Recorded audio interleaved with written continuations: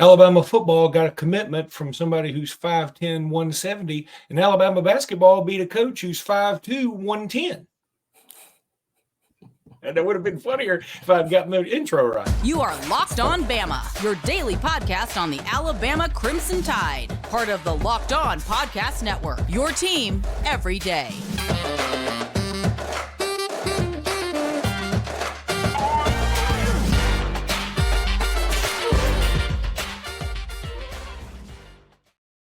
Hey, everybody, and welcome back into Locked On Bama. Luke Robinson, that's me. Jimmy Stein, that's him. This episode is brought to you by Gametime. I'll talk about Gametime here in just a little bit.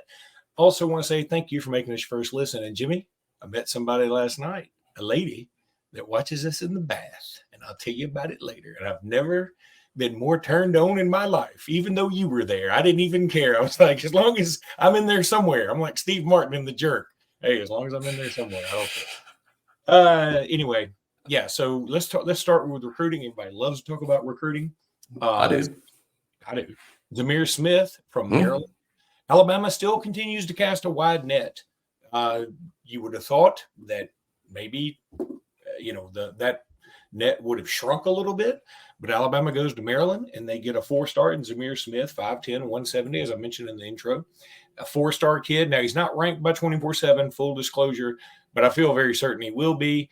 Jimmy and I talked about this on a pod last week that, look, don't get super caught up in the rankings just right now because, you're going off of sophomore and freshman tape and maybe some junior tape. A lot of these guys hadn't gone to camp yet. You hadn't been able to see. You hadn't been able to really make some movements. Even in the latest updates, there have been some precipitous drops and been some incredible movements upwardly. So don't get caught up in it, but the staff seems to really like him, and he was on a visit this past weekend. And he committed to Alabama, said it just felt like home. And, by the way, that's what everybody says now. So, I don't take that as like a warms the cockles of my heart thing. That's literally what every recruit says wherever they commit to anywhere. So, but he had offers. And again, take these with a grain of salt. Georgia, PSU, Tennessee, Texas. In the end, I think all that's important is the staff was willing to take his commitment very, very early. I watched some of his huddle tape, Jimmy. What stood out to me wasn't so much that I don't think he's necessarily like this much faster than everybody. He's faster than your average person, there's no doubt. But he's not like super fast. He's not super tall or super rangy. But he was a ball hawk. He seemed to have a good nose for the ball. And I thought he had a lot of agility. So, yeah, I'm all for it. I'm down with it. I like this commitment a lot. I know in the beginning it sounds like I'm poo-pooing it a lot. I'm not trying to do that. I'm just trying to say, before we get to see these guys a little bit more, it's hard to get super fired up about a guy like Zamir Smith, who we knew practically nothing about a week ago. And now we're trying to decide, is he a 4-star or is he unranked? Those are our choices. That's a pretty wide range. I think by the time the cycle's over, he'll be a 4-star. One of my pushes this year on Locked On Bama, one of my goals is to get all our listeners to equate recruiting to the NFL draft. I think we just all know the draft better because it's been around in our lives for so much longer. And I'm just saying that those that care or are obsessed with where he's ranked today realize that it is March, month number 3. Signing day is in December. That's month number 12. So we're 9 months from signing day. So 9 months until rankings are finalized. So if the draft takes place in April, which is month 4, what's 9 months minus from there? It's actually July. So July, what did Mel Kiper's big board look like for this draft that we're about to have next month? What did his big board look like last July compared to today? You to explain this. I know that was too much. But you said, what is what I'm saying, but boy, that was a terrible way to say it. Two things don't even go together. There's no, exactly. What is blue plus charisma? I don't know. Those two things don't make sense. I will work on my explanation, though I think y'all know what I'm saying. But it's just too early to recruiting rankings are in flux and will be in flux all the way to December. Now, I think ESPN ranks Zamir Smith really high. You know what that tells me? That ESPN's done some work on Zamir Smith, and everyone else is sort of catching up. To this point, everything's just a real rough draft all over. So Zamir, I think, is going to be, I don't know, I'm just going to ballpark guess here, somewhere around a top 200 player nationally, which makes you a very solid 4-star. Beautiful. And he's a good prospect, explosive, very athletic, but he's a football player. One thing I like about him is he could play a number of positions. Now I think Alabama likes him as a cornerback. And here's another thing to knock you out about him. You know who wanted Zamir the most? You know, like fought for Zamir is Mo Linguist, the cornerback coach. And if you think about it, guys, when the position coach is the one who wants you, he's betting his career on you. He knows he's going to be evaluated at Alabama, and his career is going to go north or south based on how the corners at Alabama play while he's the cornerback coach, and he's the one that wants this kid. I mean, that should give everybody some confidence here that, like, Coach Linguist is betting on him.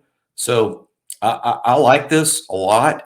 I think what we're going to find, Luke, is this staff, they're going to prove to be extremely good evaluators. They're going to get out in front in some cases of the recruiting industry because they see what they want.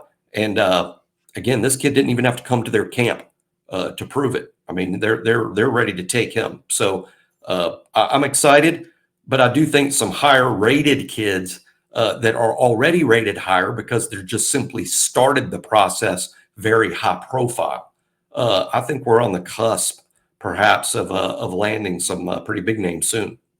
Let's talk about them in the second segment as this one's about to wrap up. But, one point in there you made that did strike me about ESPN has him as a 4-star. I think they have him as like the 109 player in the country, as a matter of fact. Mm-hmm. So what that tells me, it is more likely that ESPN is closer to right than 24/7, who has him unranked right now. He's probably like, we just won't have enough information to put him in the system yet.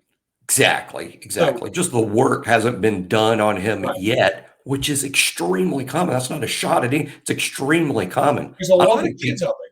I don't think people realize how the vast size of that job. I mean, just think to yourself, if I asked anybody listening, I need you to provide me a detailed report on all of the NFL prospects in the Sun Belt Conference. Be thorough, look at everyone. I need a thorough NFL report on the Sun Belt Conference. That would be about, 2% of the work required. If I asked you, I want to know about the situation for every college prospect in the nation in the 2025 graduating class. I mean, what I just asked would be like 2% of that, maybe 1%. So it's just a vast job, and it takes a while. And those guys do a good job.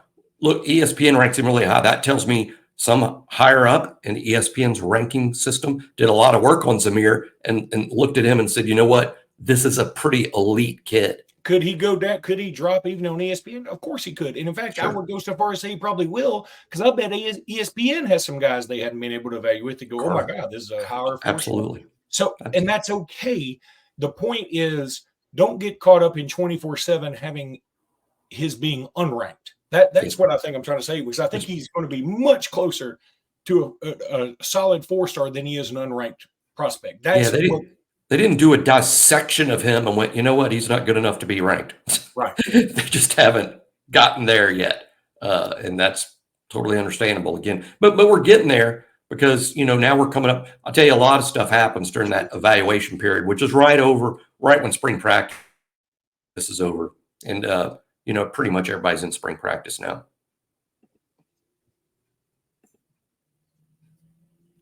All right now I'm going to tell everybody about Amazon Fire TV, and I'm going to put the overlay up because that's what good hosts do, and there it is.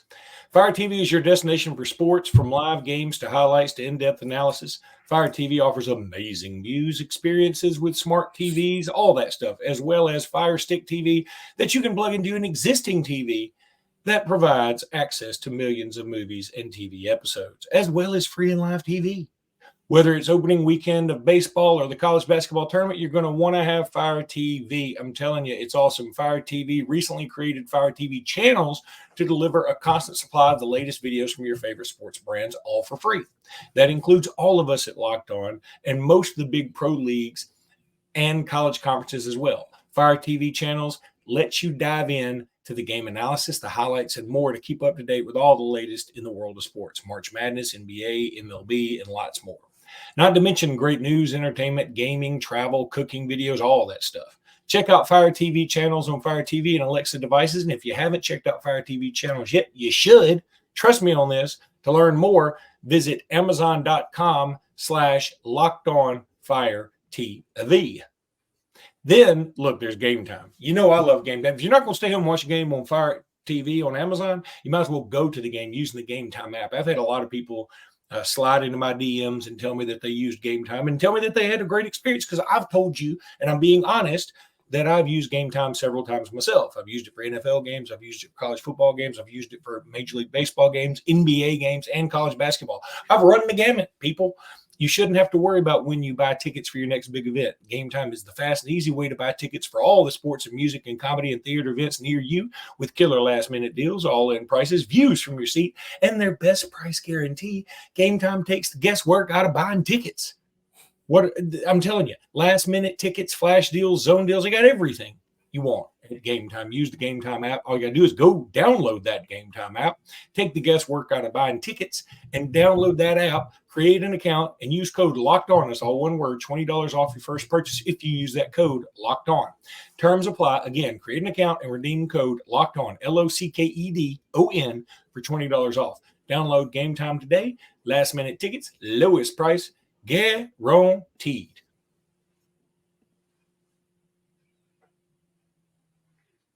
Who was that? I left the fire thing up. God dang it. I left the fire thing up during the.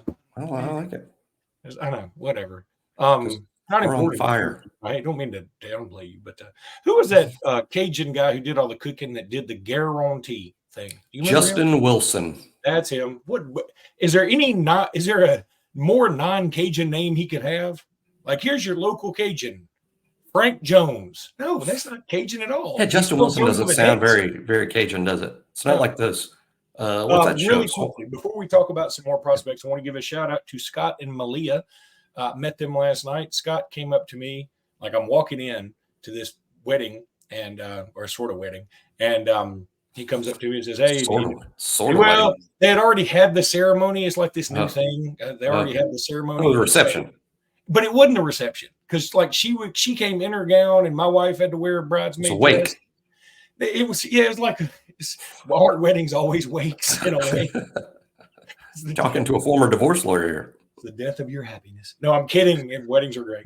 But anyway, Scott was super nice. And Scott said, every now and again, this is how he introduced himself to me. He said, every now and again, I'm asked my wife what she's doing, and she yells from the bathtub while she's taking a bath, "I'm watching Luke and Jimmy." And I'm like, that's so hot. I don't even know what to say. That's the hottest thing I've ever heard. I don't know. I feel like I got to watching Luke and Jimmy. I got to clean off. Well, yeah, that is true. It is also like that. I have to take a bath. I just it's not. She's watching us simultaneously while taking the bath, so that's got to mean something. But she was pretty as a speckled puppy. She couldn't be any nicer. And my social anxiety didn't hinder my ability to talk to him any. So I think that I talked to him for like an hour, and I think we had fun. I hope we did. I don't know. I may never see him again. They live in Nashville, but they're great people. And she is the sister of the guy who played Goose on the Hoover. What was that thing called? The Hoover Two-A-Days. Oh, really? Yeah. And I said, "Boy, pretty famous, right? I mean, it's kind of famous." Now that residuals. Now that you mention it, I do have a vague recollection of Goose. I love Two-A-Days. I love that show. But he does not get residuals, which sad. Anyway, Scott and Malia, nice people, and really enjoyed talking to you. And there we go. So thanks for coming up to me. More recruiting.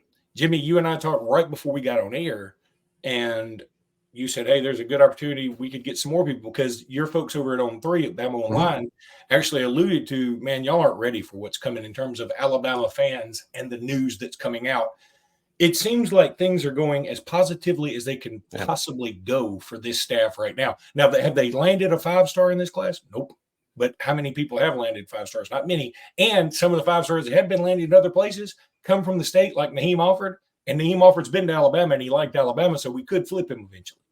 Maybe. Yeah, that's a maybe. I don't even know if I would say it's a It's a maybe. It's a maybe. It could happen. It could happen. I'm not going to project that one just yet, but I will project I'm very optimistic about Derek Smith, who's one of my favorites, absolute favorites in the whole class, in state. Slam dunk top 10 prospect in state, and I like him better than that, even in this pretty loaded year. He is a athlete type prospect. He can play wide receiver. He can play any DB spot, probably play running back. I mean, this is just a fantastic athlete. The true ballers can play any spot and do well. I use this analogy all the time when it comes to that. Julio would have been a great safety. Devontae Smith would have been a great defensive back. I mean, just the best of the best can play multiple spots. Derrick Henry would have been a great linebacker. Who? Derrick Henry would have been a great linebacker. As you called it back in 2013. I'm so dumb. No, we won't go there. I thought Derrick Henry played another spot too, to be honest, but or at least at one time I did. But no, Derrick Henry would have been He absolutely would have been a great linebacker, frankly, or a great H-back. Not to say that he's not playing the right position for him. I'm just saying Derek Smith can be great at numerous positions. I like him best at safety. I think that's his best spot, but he can play so many. But anyway, Derek Smith, national top 50 level prospect. That's how good he is. I think national top 50, kind of a slam dunk for top 75. I think Alabama's in a real good spot for him.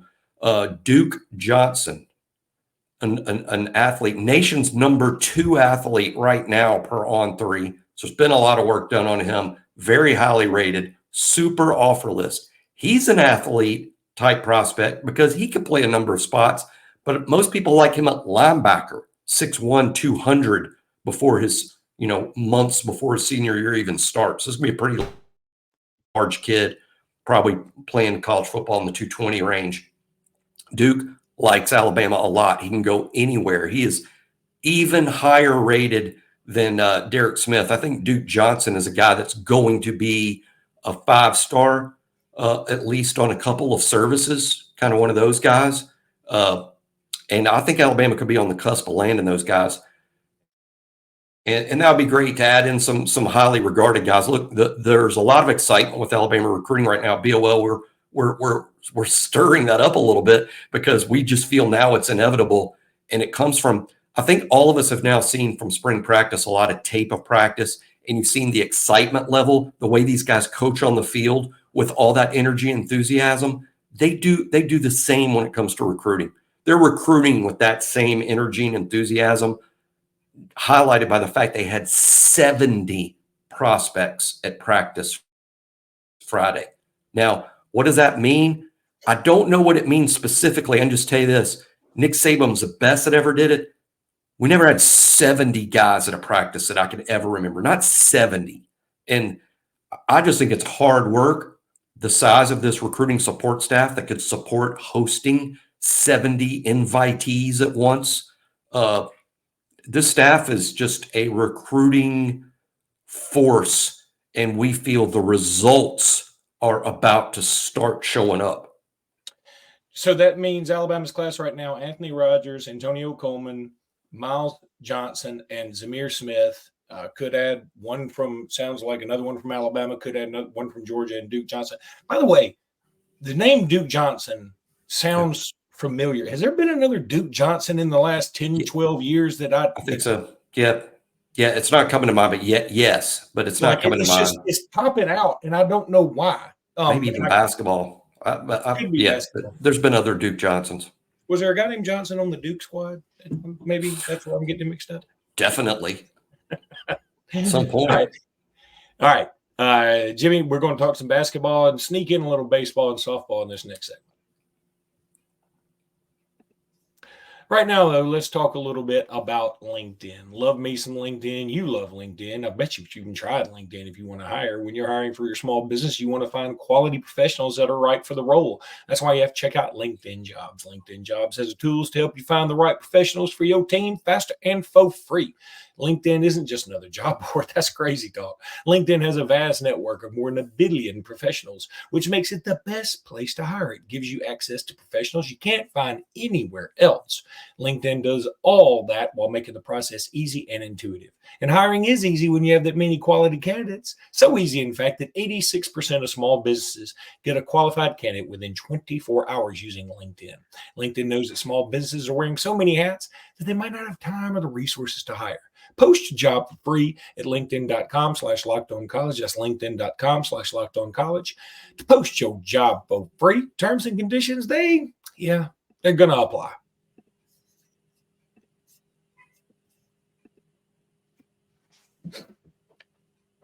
Okay, so basketball yesterday, man, that was something. I was going to say that was unexpected, that Alabama had a hard time, a very difficult time with Arkansas. And maybe this is me pulling a Pat Dye, hindsight is 50-50, but, I in the middle of the game, I was thinking I knew this was coming. I knew this was going to be a hard game. Everybody was telling me Alabama's a 15-point favorite. It's going to be just a blowout. I mean, I do some other shows during the week. They're all like, we don't even want to talk about Arkansas beating Alabama. That's never in a million years. It could have happened. It probably should have happened. But Alabama showed some resiliency late. Some big-time plays by Sam Walters. Man, thank you, Sam Walters. You earned your scholarship in this one game. In about a 2-minute stretch, you earned your scholarship. I thought Grant Nelson did well. He had a double-double. He did get 4 fouls. He's got to learn to not foul so much. And I don't care if you think they're cheap fouls or not. When you get to – now, I'll say this. When he got to 4, he did an awesome job.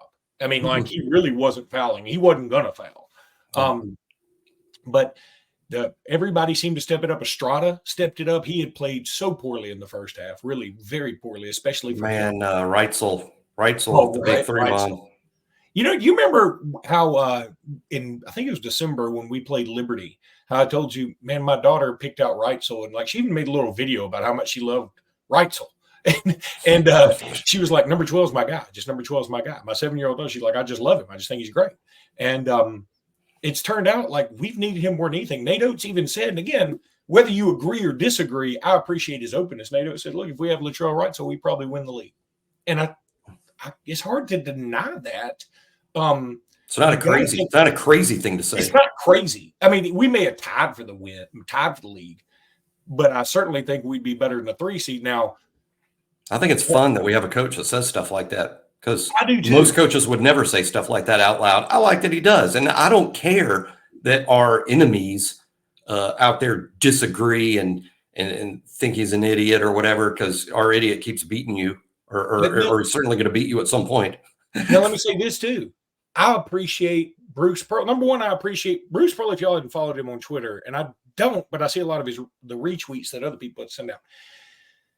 Obviously he's Jewish. He's very political.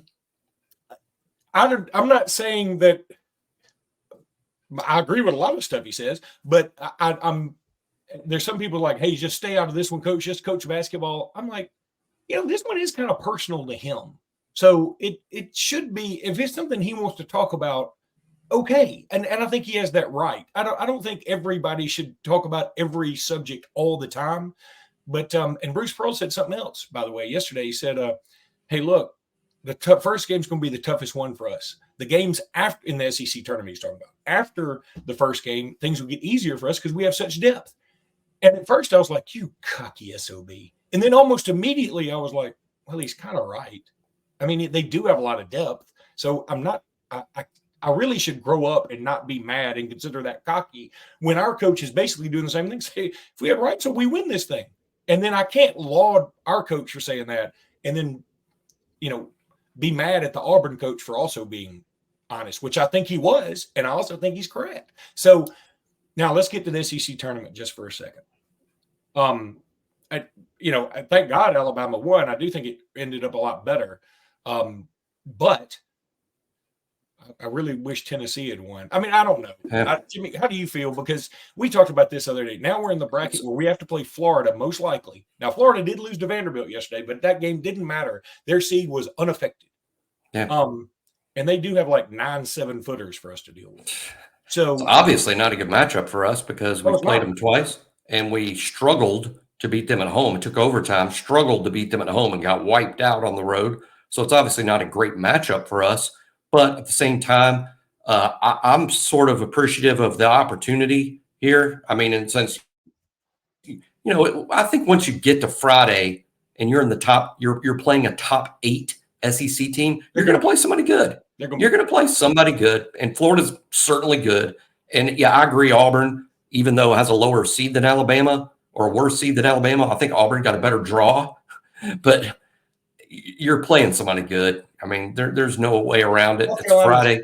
South Carolina's better than getting beaten by 27 on the road at Bama and 40 on the road at Auburn. So, I mean, that'll be a tougher matchup. I understand. But what I'm saying is we were in a no-win situation kind of, but like you said, I think to even Tennessee or everybody's in a no-win situation. When you get to the Friday, it's going to be a tough game. But here's the thing. Alabama probably has to go through a Florida team that blew them out on the road and to play them tough at home, a Kentucky team that ran them out of the gym, scored 117 points, I think it was, probably going to have to play them on Saturday. And if you're fortunate enough to beat those two teams, who, by the way, each scored over 100 on you on the road, you're going to probably play either Tennessee, who's beaten you twice this year, including at your place, or an Auburn team that you ended up beating in Tuscaloosa, but it was close, and then they blew you out at Auburn, and they scored 99. My point is, it's a rough road. I want to win all of them. I'm not saying that. I'm also not going to cry in my milk if we lose Friday or Saturday or anything. I'm just not going to worry about it. I would have cried in my milk had we lost to Arkansas. I don't think it'll mean a lot if you lose to Florida in terms of what's going to happen in the NCAA tournament. I don't think it mean a lot. But just personally, I mean, I think Alabama should beat Florida, and I hope they get fired up. And I hope they play well. That's what I want to see. I want to see Alabama play really well Friday. And I think if Alabama plays really well and is healthy, you need Riley Griffin back. I don't know that that's going to happen, but I'm optimistic. I'm hopeful. But you need him back because he's one of your best players. But you should beat Florida. And now Kentucky's different. Kentucky, I'll be the first. They got more good players than Alabama. I mean, Kentucky's got 3 first-round picks. And the 6th man of the year and the freshman of the year. And I know Dalton Connect's going to end up winning player of the year. And that's fine. I mean, Mark Sears probably is going to finish second. But I would say after that, it's a lot of Kentucky dudes. Now, Janai Broome would be in there, obviously. Yeah, Reeves could win SEC play. He's not going to, but Reeves is a good candidate. But at times, he is the best player in this conference at times. I agree. Reeves, Shepard, Dillingham. The NBA loves that guy. They got dudes, man. Yeah, they got. So I got no demands about what would happen with Kentucky Saturday, but beat Florida. I'll be a little disappointed if they don't. And I know that Florida is a tough matchup and a good team. And I think Todd Golden is a good coach and a good hire. But I think beating Florida is not just realistic, but beat Florida. I think they'll be favored to beat Florida by 1 or 2. I agree with that. And let me say this. I think that barring a really ugly loss against Florida, I think Alabama's a 4 seed at worst now. Okay. If beat Florida, you probably go in a 4 seed, which is great. But if you lose to Florida at the buzzer or by 2 or something, I think you're still a 4 because Alabama's a solid 4 right now. So I think you're still a 4. If you beat Florida and you play Kentucky, I think, again, you're a 4 no matter what you do with Kentucky. But if you were to beat them, you could creep up to a 3. Alabama's ceiling is a 3 at this point. But, I feel good about not being a 6 or something. That's what I didn't want to be, a 5 or a 6. So let's take care of business against Florida, and then let's move on from there. Jimmy, I know you went to the basketball game yesterday, and then you slid over to the softball game. Did you even go to the baseball game too? No, it was just that it was a little cooler at that softball game than I thought. And hey, when basketball's 11 in the morning, it sort of turns into an all day thing. So I was a little wiped at the end of softball. So I just listened to some of baseball on the radio, and again, a very, very windy, not cold day, but a real windy day. Just wasn't super outside, but huge crowd at softball. Basketball crowd was pretty disappointing, honestly. I mean, I'll just say I think a lot of people gave up on this Alabama basketball team after that Tennessee loss. There was, I would say, half the seats were empty in Coleman, which is just outrageous. That's criminal. And I'm going to tell you something else. I went live after the game yesterday because I was pretty excited, even though I knew you couldn't go. But I'm going to tell you, and I know some of the folks that sit down there, and I think they're great people. But we've got to do something about the cross your arms, cross your legs crowd in the front row. It looks terrible on TV. I can't tell you how bad it looks. I think we'll just have to move the seats entirely. I think that I know. We'll look into this. I'll ask somebody that would know. I'll ask somebody that knows. I think they can't stand. They're not allowed to. Well, it's like there's like the English beef eaters, though. They're like, but they can't stand, or people can't see. You're happy, smile. Could you smile? Maybe smiling is something they could legally do, but I think they have a list of rules about sitting on the floor, really, including talking to officials, and I know they can't stand, because if they stood, you can't see. People even elevated can't see on the floor. Okay, I would rather make it where the environment is better. I'm telling you, Jimmy, it's a downer. My 7-year-old daughter was watching the game with me yesterday going, well, why aren't they happy? And I go, honey, I don't have time to explain to you the nuance of Alabama basketball right now, but I'm happy. Daddy's happy. Okay, be happy for Daddy. And but they seriously, like, even when we score, and it's like maybe an occasional, and then it's like their fingers they're trying to save them from being frostbitten, like Mary Catherine Gallagher. Like, give us something. Give us something. That's a great call there. But again, and I'm not mad. I am a little mad, but I'm not. These are good people. I know they sure they are, and I also know I know a couple. They give a lot of money, so I appreciate that. They're pricey. But okay, if what you're saying is correct, that they cannot stand, and there's certain things they cannot do. I understand, not yelling at officials, whatever. They can cheer. We need to reorganize the chairs some way that appeases the people that have been paying all the money and gives them the great view and makes the environment better, if we're not going to build this new stadium ASAP. That's my take on it. I sit on the floor at gymnastics. I have. And I bet those people are cross-armed. Well, no one's standing. but no one's standing. And of course, nobody's ever complained about the Alabama gymnastics environment, though. No, and it was very good Friday night. Very exciting. Another big win. A couple of 10s from Luisa Blanco, one of our all-time. We beat. It was a quad meet, which means we had 3 opponents, but they included 2 ranked teams, Minnesota and Illinois, who had a shocking amount of fans. And I know those are players, athletes' parents, primarily. But I was stunned. I would say, I hate to count, but I would say as many as 50 to 100 Minnesota and Illinois fans made the trip. Okay, so 50 to 100. Baseball parents, they travel all through high school, and then they sort of like, okay, you're on your own. I've noticed basketball parents maybe travel a little bit more. Football parents, it's a little bit easier to travel for football because you only have so many away games and you got all week to plan it. Gymnastics and wrestling parents, they'll follow you to the ends of the earth. You could play at a day when you're being reviewed for your job, and they're like, I'm sorry, I can't make it. My son is, wrestling, or my daughter is doing gymnastics. They will follow you wherever. So anyway, all right, we're running way over today. Jimmy, you're a great American. And I appreciate it. Yeah, Malia and Scott said so. They kept asking about you, which really bothered me. I'm like, because I wasn't there. I'm like, I'm right here. You can ask me anything. Easy. Like, is Jimmy's hair really that awesome? I'm like, this is really it's not awesome. Infuriating. It's getting cut Friday, and I hope I have such hair issues. Exactly. I'm like, bring out the hedge clippers.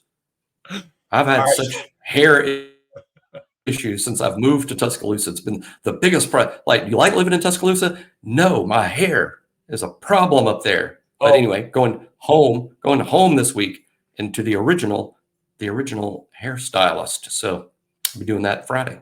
All right. Well, Very until excited. tomorrow, roll tide, everybody. Roll Tide.